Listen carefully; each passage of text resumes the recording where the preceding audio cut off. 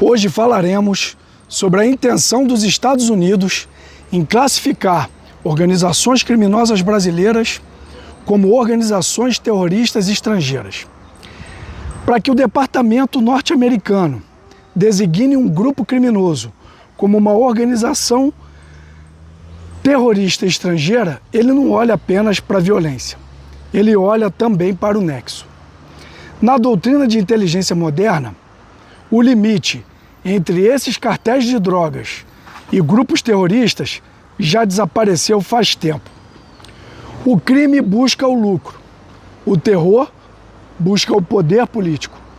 Mas o que acontece quando o lucro dessas organizações criminosas é tão vasto que começa a financiar candidatos, comprar mandatos e ditar regras de urbanismo em diversas cidades brasileiras? O que aconteceu aí? Ele deixou de ser um grupo criminoso e se tornou um ator político da guerra híbrida.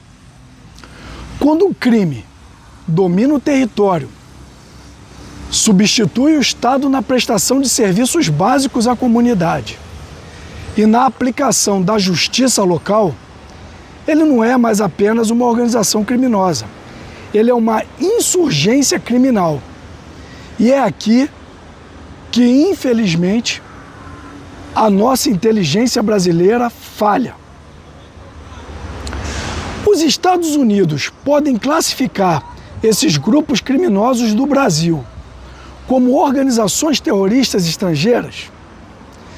Enquanto Brasília corre para evitar isso, alegando ferir a soberania nacional, nós precisamos perguntar: que soberania é essa?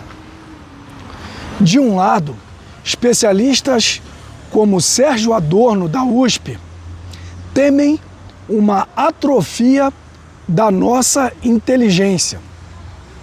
Eles alegam que, se dependermos dos Estados Unidos, nos tornaria reféns tecnológicos deles. Mas vamos ser pragmáticos aqui. O que a nossa inteligência tem feito na prática para mitigar as ações dessas organizações criminosas? Pessoal, infelizmente, o que vemos hoje é uma inteligência de arquivo. Ao contrário da eficiência pragmática de uma inteligência de ação, em que explore o princípio da oportunidade e atue com a produção do conhecimento dos órgãos de inteligência. E com a verdade nua e crua, a nossa inteligência está presa em um abismo de integração. Apesar dos esforços de diversos colegas profissionais da área e esforços institucionais pontuais também, vivemos uma guerra de egos.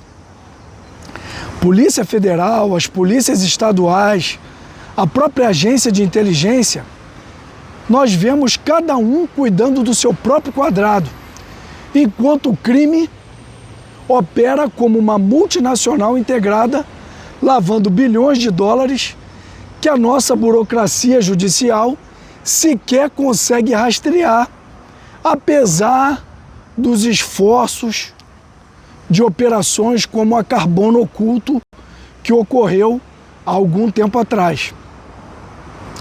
Quando o governo alega que a intervenção dos Estados Unidos fere a soberania, ele ignora que essas facções já estabeleceram uma soberania relativa pontualmente em diversas partes do território nacional.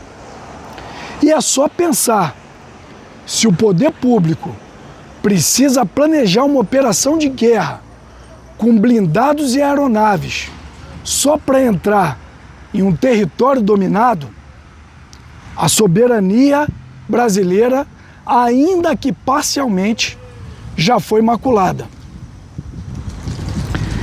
Vamos entender por que essa declaração norte-americana é controversa e pode ser considerada errada e ao mesmo tempo correta no contexto geral. Por que ela pode ser considerada errada?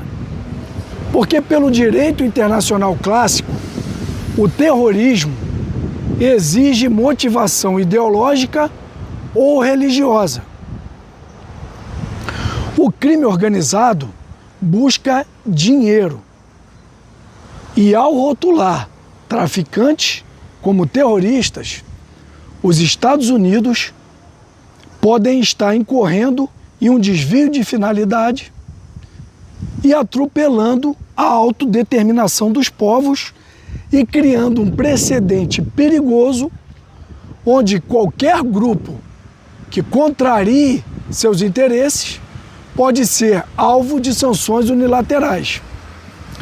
E porque, ao mesmo tempo, essa declaração norte-americana poderia ser considerada correta e absolutamente justificada.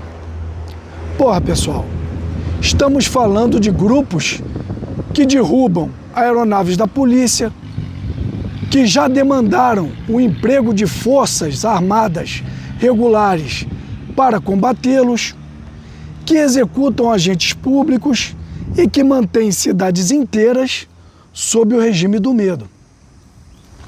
Presta atenção, se a definição de terrorismo é infundir terror na população para alcançar um fim, ainda que esse fim seja impunidade para o tráfico, então o rótulo de organização terrorista se encaixa perfeitamente.